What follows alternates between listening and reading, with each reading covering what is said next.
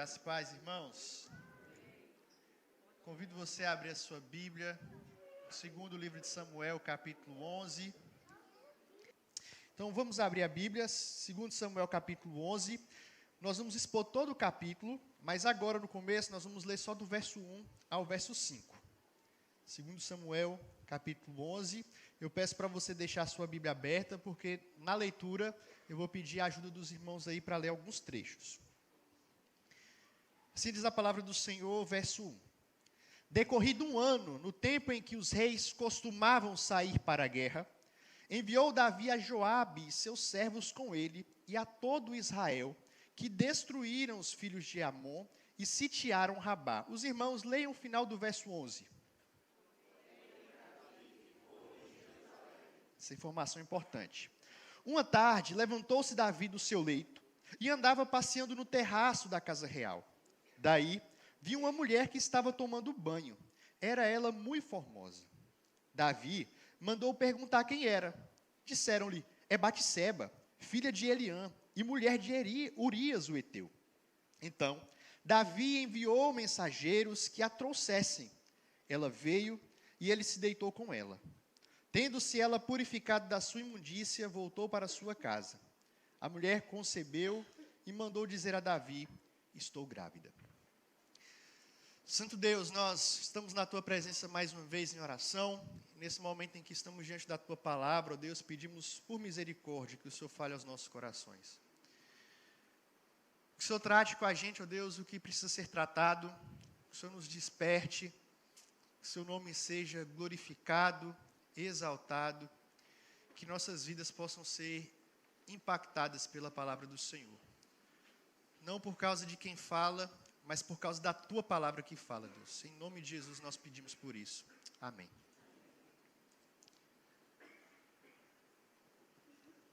Uma das frases mais icônicas do filme O Rei Leão foi dita por Simba, quando ele estava chegando no território, no cemitério dos elefantes, no território das hienas, e Zazu, o Calal falante, falou para ele não ir para lá, e ele tira onda, ele fala assim, eu rio na cara do perigo. Eu rio na cara do perigo. E ele e sua companheira Nala, uma leoazinha, quase se deram mal se Mufasa não tivesse chegado e espantado as hienas. E depois Mufasa deu uma dura em Simba, falando que ele tinha desobedecido. Ele tinha alertado, não vá para esse lugar, porque esse lugar é perigoso. E essa cena, meus irmãos, ela é muito lúdica, para mostrar a forma como muitas vezes a gente lida com o pecado. Quantas vezes a gente ri na cara do perigo. E a gente acaba cedendo às tentações, achando que não tem nada a ver. Ouvindo o que não deveríamos ouvir. Andando por lugares que não deveríamos andar. Acessando o que não deveríamos acessar. E essa definitivamente não é a forma correta da gente lidar com o pecado. Afinal de contas, o pecado pode levar a gente mais longe do que a gente gostaria de ir. Pode nos fazer gastar mais tempo do que a gente gostaria de gastar. E pode custar um preço muito mais alto do que a gente está disposto a pagar também. O texto que nós lemos e vamos ler nessa manhã é um dos momentos mais sombrios da vida de Davi. Um episódio que vai marcar o início do declínio do seu reinado. Até esse momento, Davi estava vivendo o seu melhor momento. Antes do capítulo 11, desde o começo do livro de 2 Samuel, nós vamos ver o apogeu, o ápice da vida, do reinado de Davi. Ele tinha derrotado os filisteus, ele tinha feito de Jerusalém a cidade de Deus, quando trouxe a Arca da Aliança para Jerusalém.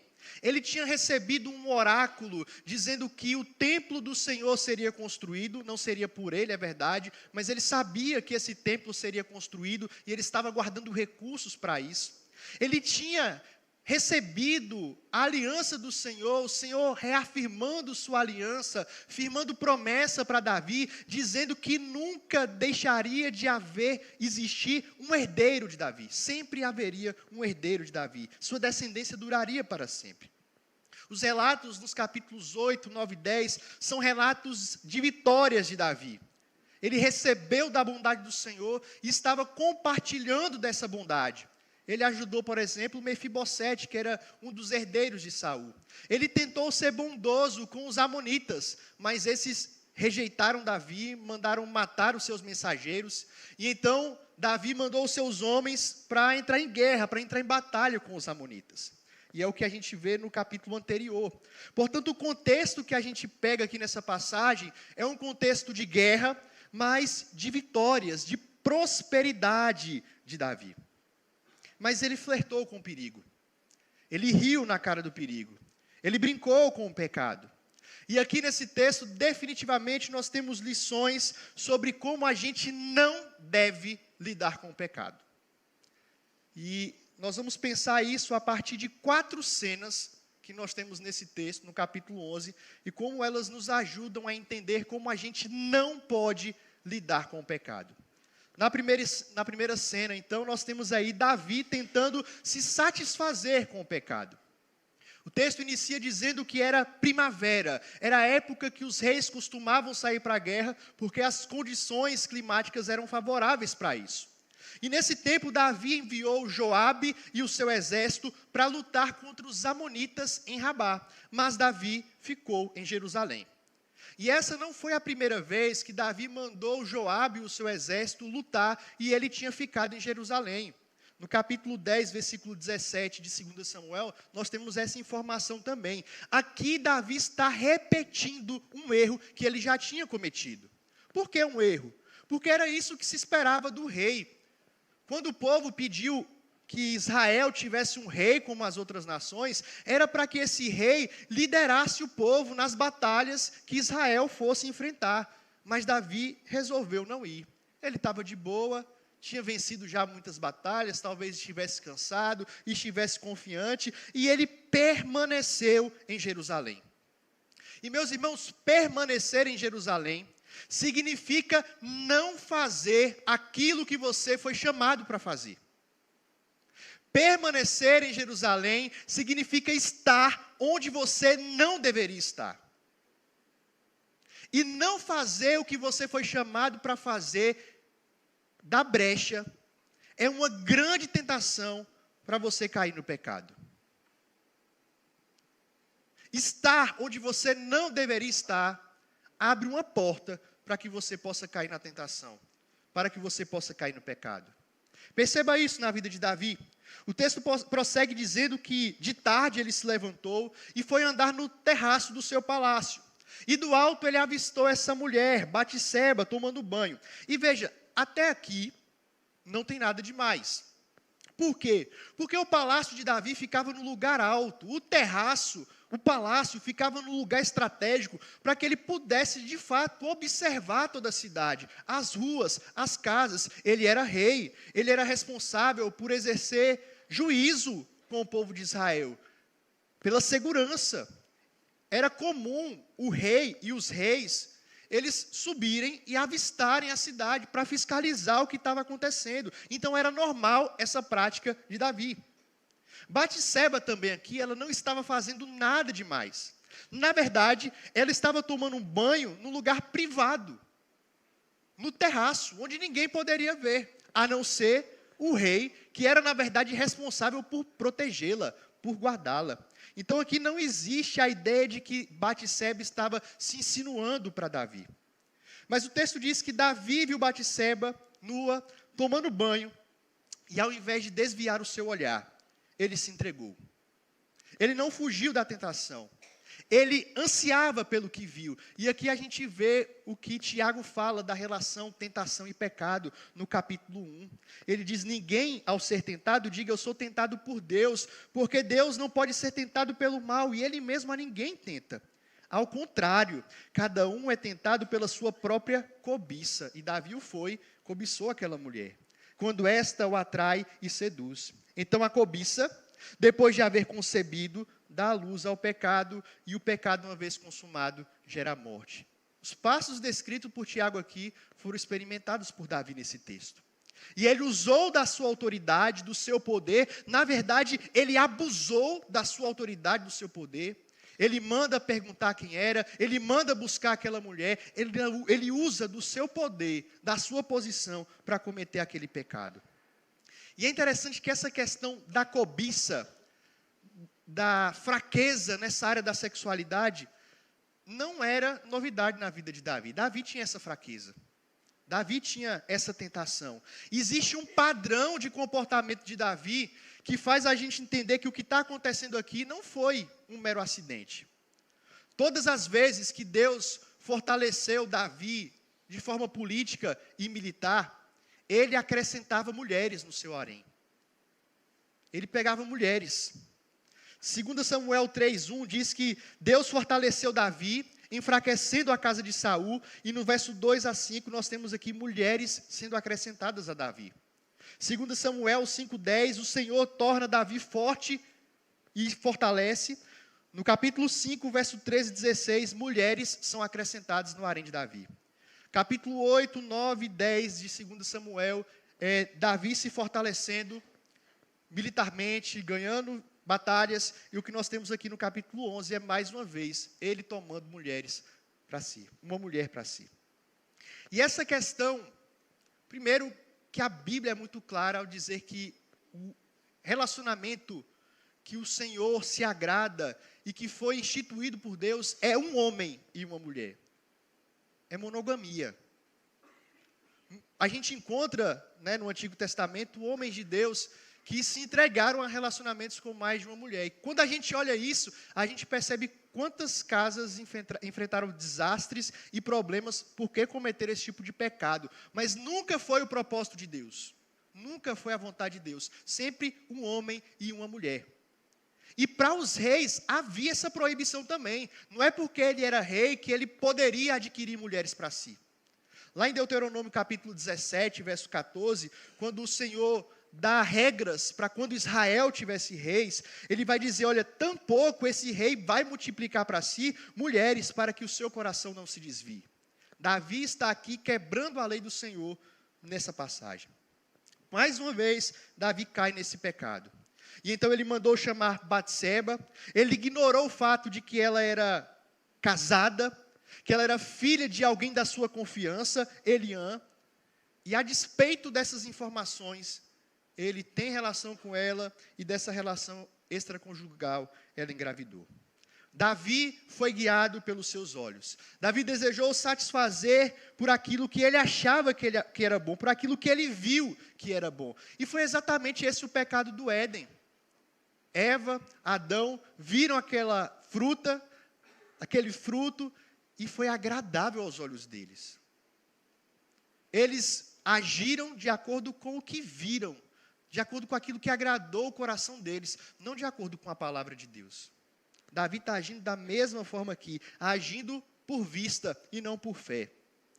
Deus tinha acabado de fazer uma aliança com Davi no capítulo 7, uma aliança que aponta para o Rei dos Reis, para Jesus Cristo, para um novo Adão. E Davi aqui está agindo, na verdade, como o velho Adão, vivendo por aquilo que ele vê e não pela fé.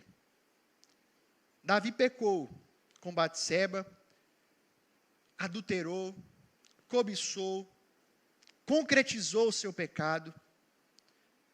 E a gente precisa se perguntar, o que é que os nossos olhos estão vendo? O que é que o nosso coração está enxergando?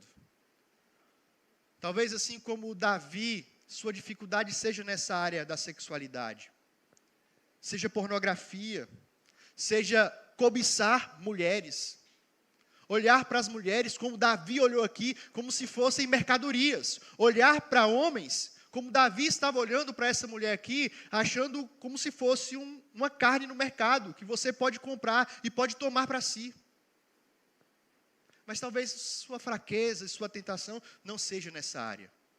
Seja olhar na internet e ver aquelas propagandas de carro, de roupas, de viagens, e desejar aquilo como se você precisasse daquilo para ser feliz. E que se você não tiver aquilo, você está triste, você está para baixo, você não é ninguém. Meus irmãos, o Evangelho oferece prazer, alegria, satisfação de verdade. Todas essas coisas que nós cobiçamos aqui dessa terra não são capazes de satisfazer o que somente Cristo, o que somente o Evangelho é capaz de satisfazer. Enquanto a gente tentar se satisfazer com as coisas dessa terra, como Davi estava fazendo aqui nesse texto, nós vamos trilhar esse caminho do pecado, de cair em tentação. Será que a gente está onde é para a gente estar? Será que você está vendo o que é para você ver? Será que você está falando com quem você deveria falar? Temos então aqui a primeira cena, Davi tentando se satisfazer com o pecado. A segunda cena, do verso 6 ao verso 13, nós vamos ler Davi tentando encobrir o seu pecado. Acompanhe a leitura, por favor. Então, enviou Davi mensageiros a Joabe, dizendo: manda-me Urias o heteu. Joabe enviou Urias a Davi. Vindo, pois, Urias a Davi, perguntou como passava Joabe, como se achava o povo e como ia a guerra. Depois disse Davi a Urias: desce à tua casa e lava os pés. Saindo Urias da casa real, logo se lhe seguiu um presente do rei. Porém Urias se deitou à porta da casa real com todos os servos do seu senhor e não desceu para a sua casa. Fizeram-no saber a Davi, dizendo: Urias não desceu à sua casa. Então disse Davi a Urias: não vês tu de uma jornada? Por que não desceste à tua casa? Os irmãos, o verso 11, por favor.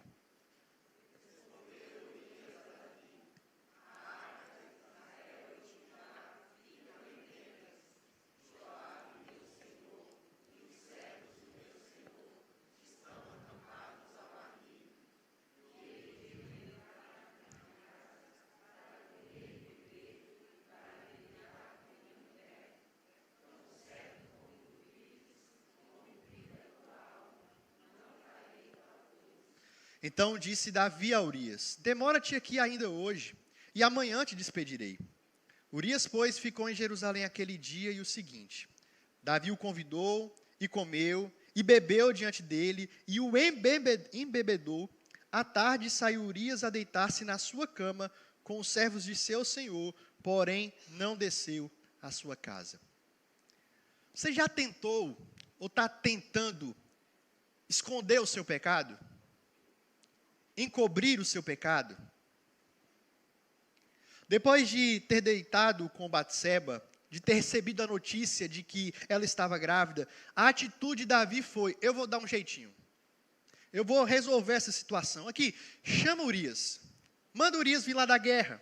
Essa foi a primeira tentativa de Davi resolver essa situação a um custo muito baixo. Ele chamou Urias e por 3 vezes ele perguntou pela paz.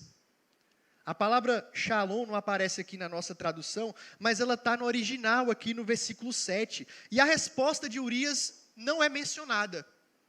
Isso é proposital. Alguns comentaristas vão dizer que, na verdade, Davi estava pouco interessado em saber como é que estava Joabe, em como é que estava a guerra, em como é que estavam os homens. Na verdade, ele estava interessado que Urias viesse para que ele resolvesse essa situação. Veja que atitude egoísta de Davi.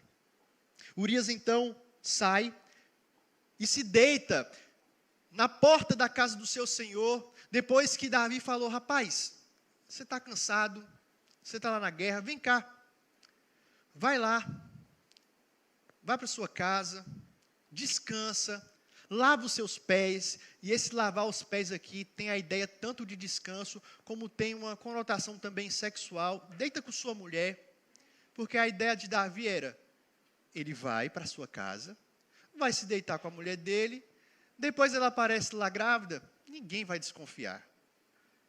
Mas o texto diz que Urias não fez isso. Urias deitou na porta do palácio. E Davi, então, quando soube disso, ele pergunta: mas rapaz, por que você fez isso? Eu não chamei você, eu não falei para você ir lá, por que você não fez isso? E meus irmãos, a resposta de Urias, aqui no verso 11, é de um temor muito grande, de uma reverência muito grande. Ele diz: a arca de Israel e Judá ficam em tendas. Joabe, meu senhor, e os servos do meu senhor estão acampados. Será que eu vou entrar na minha casa para comer, beber e deitar com minha mulher? Eu não vou fazer isso. Eu não vou trair o Senhor. Eu não vou trair os meus companheiros. A resposta de Urias aqui revela o temor e a obediência que ele tinha pela palavra do Senhor.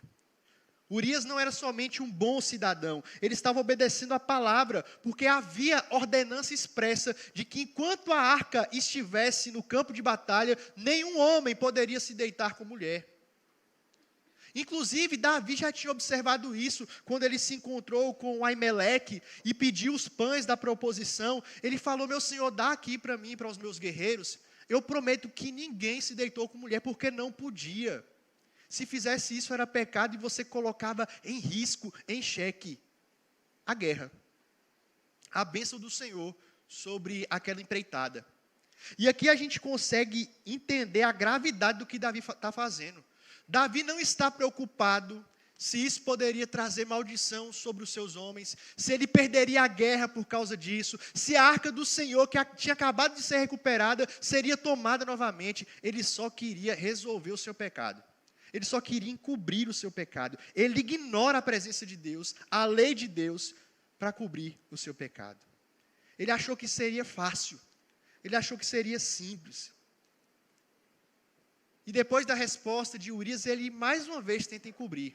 E o texto diz que ele fica aqui, vamos aqui comer um pouquinho.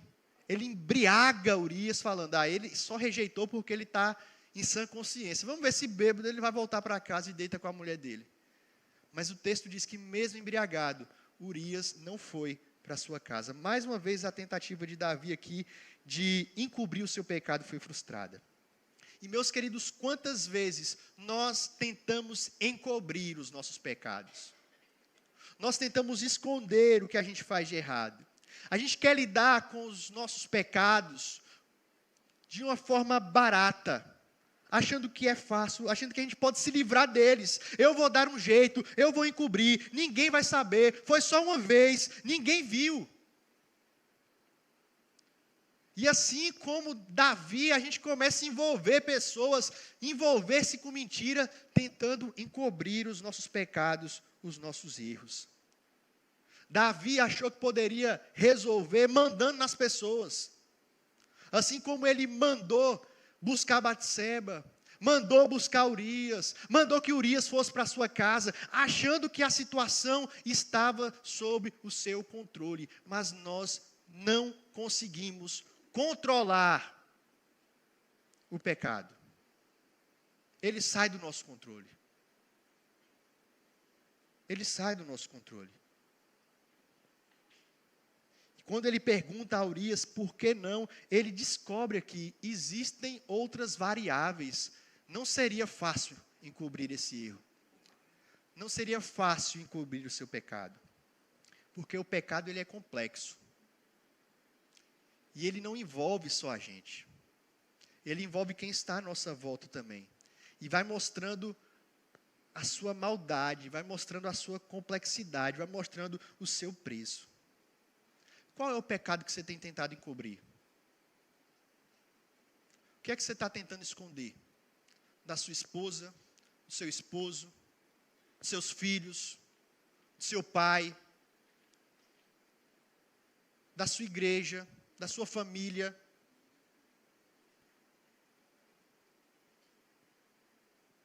Quais são as mentiras? O que você já aí inventou e enredou para tentar encobrir, para tentar esconder o seu pecado? Você pode até tentar esconder, mas ele está aí ainda. Ele estava lá com Davi, acusando Davi. Então nós temos aqui na cena 2, Davi tentando esconder o seu pecado. Nós passemos para a cena 3. Parece que as coisas vão ficando mais tensas, né? Mas é isso que o pecado faz, minha gente. Enquanto nós não lidamos de forma correta com o pecado, as coisas vão ficando ainda mais complicadas, e é o que a gente vê aqui na cena 3. Davi tentando apagar o seu pecado. Acompanhe do verso 14 ao verso 25. Pela manhã, Davi escreveu uma carta a Joabe e lhe mandou por mão de Urias. Escreveu na carta dizendo: ponde Urias na frente da maior força da peleja, e deixai-o sozinho, para que seja ferido e morra. Tendo, pois, Joabe sitiado a cidade, pôs a Urias no lugar onde sabia que estavam os homens valentes. Saindo os homens da cidade e pelejando com Joabe, caíram alguns do povo dos servos de Davi, e morreu também Urias, o heteu. Então Joabe enviou notícias e fez saber a Davi tudo quanto se dera na batalha. Deu ordem ao mensageiro dizendo: se ao terminares de contar ao rei os acontecimentos dessa peleja, suceder que ele se encolerize e te diga: por que vos chegaste assim tão perto da cidade a pelejar? Não sabíeis vós que haviam de atirar do muro? Quem feriu a Abimeleque, filho de Jerubessete? Não lançou uma mulher sobre ele do muro um pedaço de mó corredora, de que morreu em Tebes? Porque vos chegastes ao muro? Então dirás: também morreu teu servo Urias o heteu. Partiu o mensageiro, e chegando fez a saber a Davi tudo o que Joabe lhe havia mandado dizer. Disse o mensageiro a Davi: na verdade, aqueles homens foram mais poderosos do que nós, e saíram contra nós ao campo, porém nós fomos contra eles até a entrada da porta. Então os flecheiros do alto do muro atiraram contra os teus servos, e morreram também alguns dos servos do rei. E também morreu o teu servo Urias, o heteu. Os irmãos, verso 25.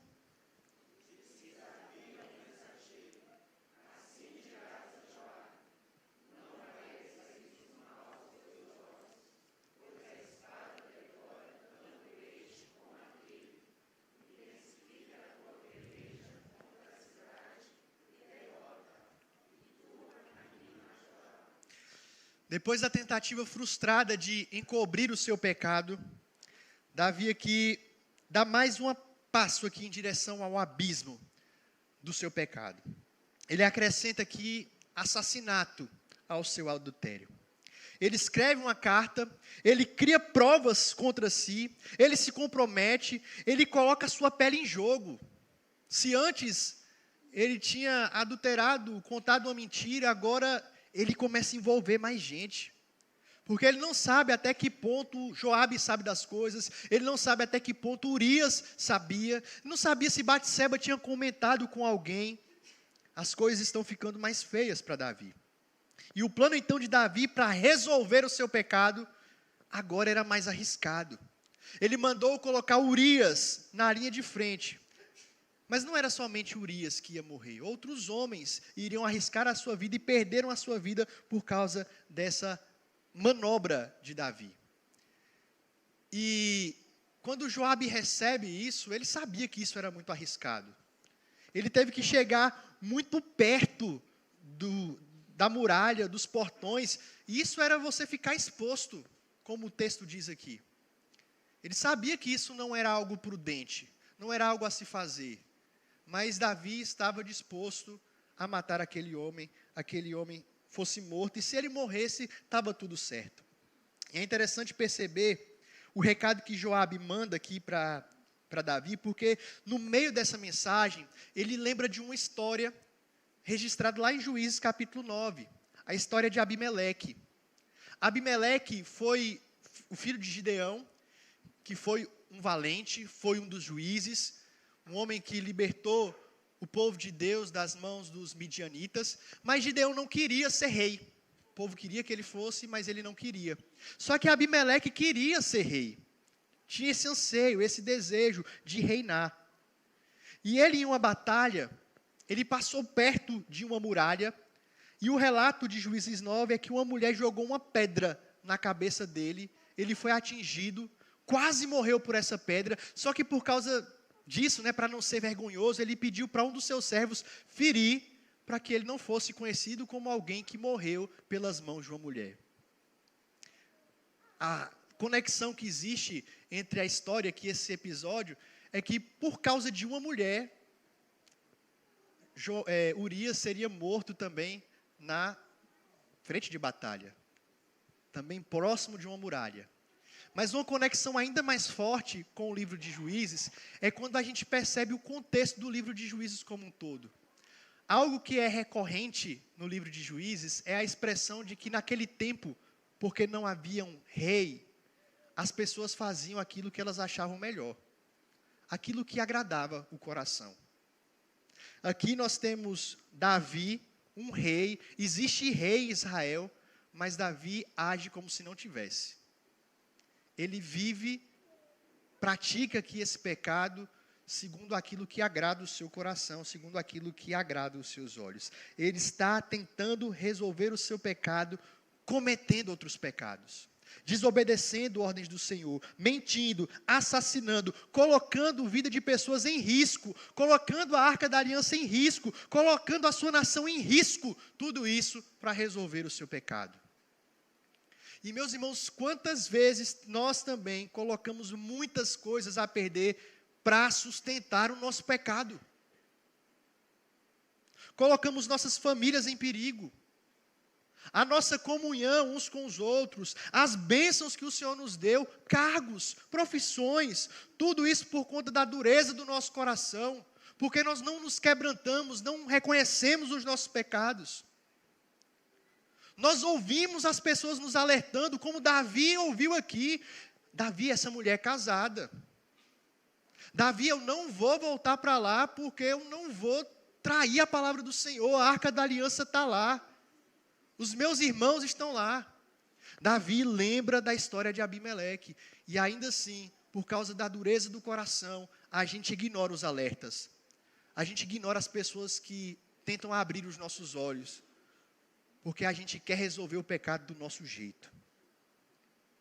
Quantas vezes a gente tenta lidar com o pecado assim? Achando que está tudo certo. Achando como Davi aqui, tentando justificar. É assim mesmo, acontece. As pessoas estão na guerra, e na guerra pessoas morrem, pessoas não morrem. Está tudo bem, anima Joabe. Veja que resposta cínica de Davi. Que resposta terrível de Davi daqui. E o que a gente percebe é que um pecado não tratado vai chamando o outro e vai virando uma bola de neve. Pode não ser assassinato, meu irmão. Mas o seu pecado pode te levar a lugares que você nunca imaginou. Pode te levar a cometer coisas que você nunca sonhou. Ninguém decide do nada um dia ter um caso. Ninguém decide do nada matar alguém, roubar uma empresa. Mas se você negligenciar o seu dever, se você for viver satisfazendo os seus olhos, se entregar às suas fantasias, se você não fugir da tentação, pode ser esse caminho que você irá trilhar. Você não consegue e não vai conseguir resolver, apagar, fugir do seu pecado sozinho. Era isso que Davi estava fazendo aqui. Não faça o mesmo. Não viva dessa forma. Mas nós temos aqui a última cena. Davi tentando amenizar o seu pecado. Verso 26 e 27. Ouvindo, pois, a mulher de Urias que seu marido era morto, ela o pranteou. Passado o luto, Davi mandou buscá-la e a trouxe para o palácio. Tornou-se ela sua mulher e lhe deu à luz um filho. Todos juntos, o final do verso 27. Porém, isto que Davi fizera foi mal aos olhos do Senhor. Urias está morto, a viúva está de luto, chorando, e o texto termina com a estrutura bem parecida do início. Esse texto é um quiasmo, e a ideia do quiasmo é que as partes do texto elas vão se conectando de cima para baixo. Então, a mesma estrutura que a gente vê no início, Davi chamando Batseba para ter relação com ela, a gente vê aqui no final, Davi chamando Batseba agora para se casar com ela.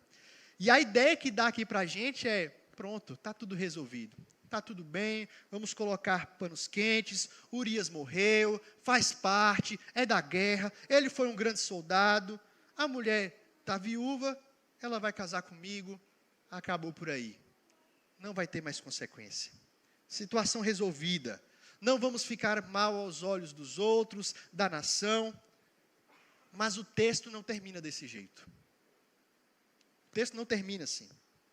O verso 27, nós acabamos de ler juntos, diz que o que Davi fez foi mal aos olhos do Senhor. Desagradou o Senhor. Entristeceu o Senhor. Foi reprovável aos olhos do Senhor.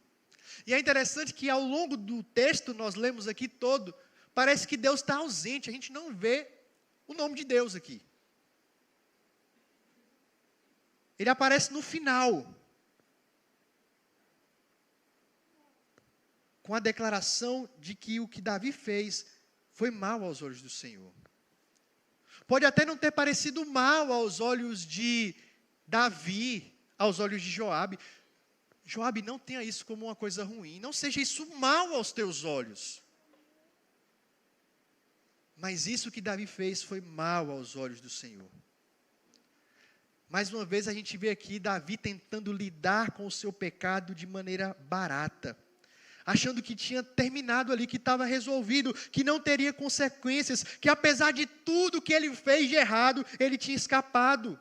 Mas meu irmão, ninguém, presta atenção, ninguém consegue escapar do pecado.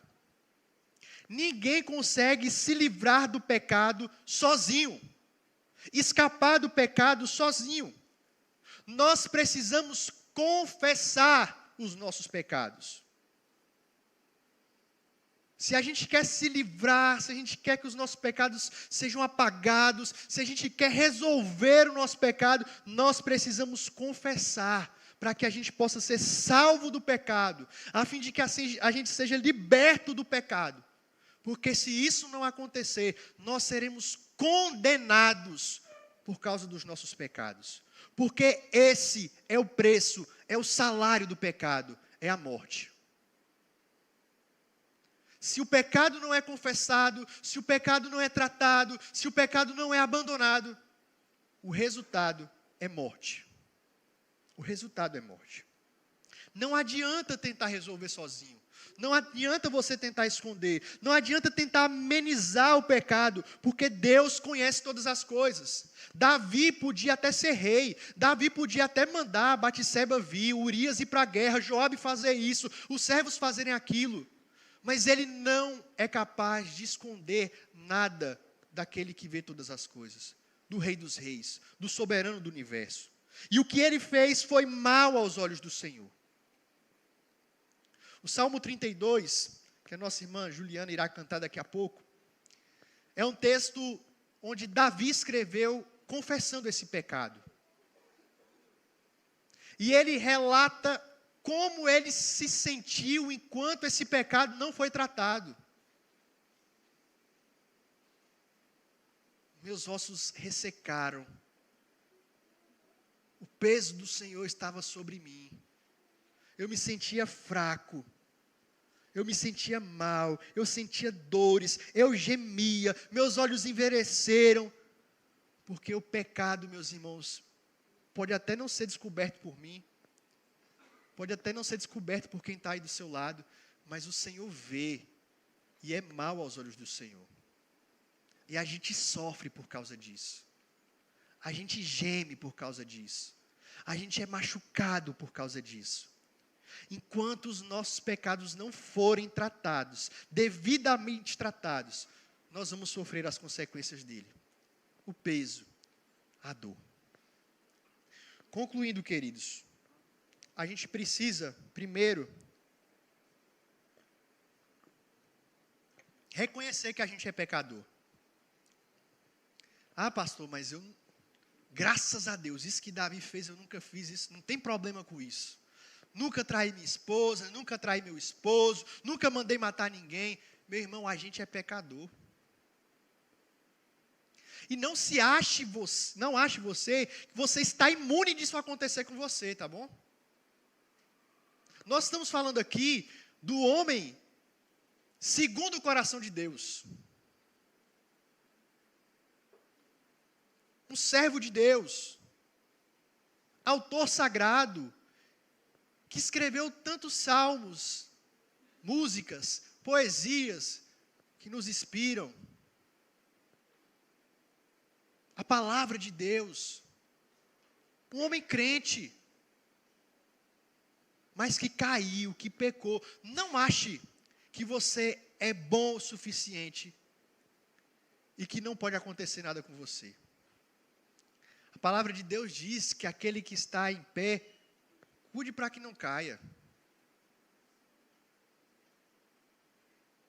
olhar para a vida de Davi, para esse momento da vida de Davi, deve nos levar a um lugar de vigilância. Orai e vigiai, para que você não caia em tentação. E uma das formas de vigiarmos, de nos blindarmos disso, é a gente se perguntar: a gente está onde a gente deveria estar?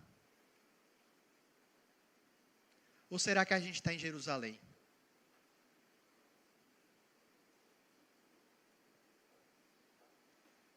Será que a gente está vivendo em obediência ao Senhor, onde Ele nos colocou?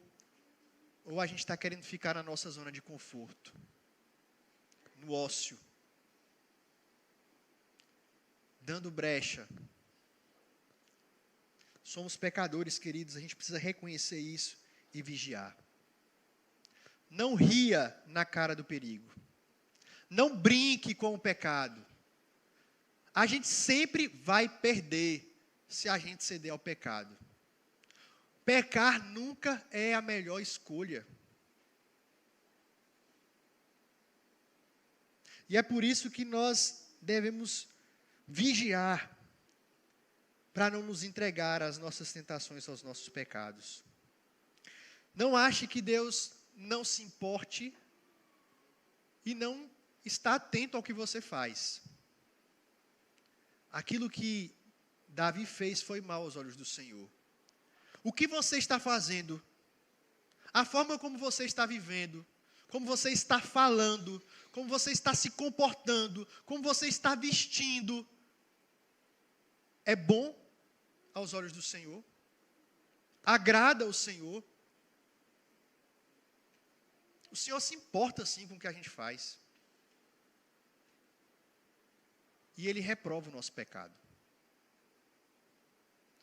Uma musiquinha que a gente aprende quando é criança: o que você faz, o que você diz, Deus tudo escuta, Deus tudo vê. Não adianta tentar encobrir do Senhor. A forma como a gente tem vivido é mal aos olhos do Senhor. Por fim, meu querido, não tente resolver sozinho o problema do pecado. Não sei se os irmãos perceberam, em todas as cenas, no enunciado tinha Davi tentou se satisfazer, tentou encobrir, tentou apagar, tentou amenizar. E muitas vezes a forma como a gente lida com o pecado é tentando. É fazendo do jeito que a gente acha melhor, do jeito que a gente acha que vai dar certo. Enquanto a gente tratar o nosso pecado tentando com as nossas próprias forças, nós seremos reféns do nosso pecado, escravos dos nossos pecados, sofrendo e fazendo os outros sofrer. A única forma, a forma correta de lidarmos com o pecado, e aqui eu quero convidar os irmãos, glória a Deus, a história de Davi não termina no capítulo 11, nós temos o capítulo 12, que será o texto da meditação semana que vem. Dessa forma, como lidar com o pecado. Nós temos Cristo.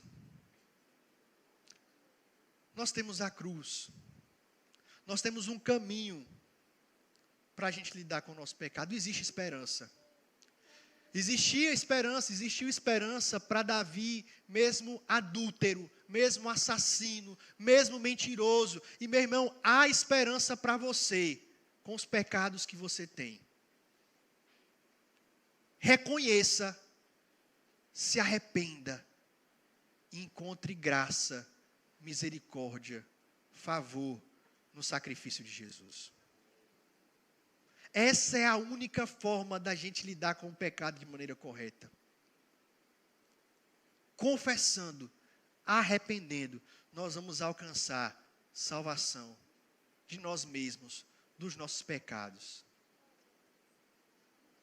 O Senhor nos chama nessa manhã a trilhar por esse caminho.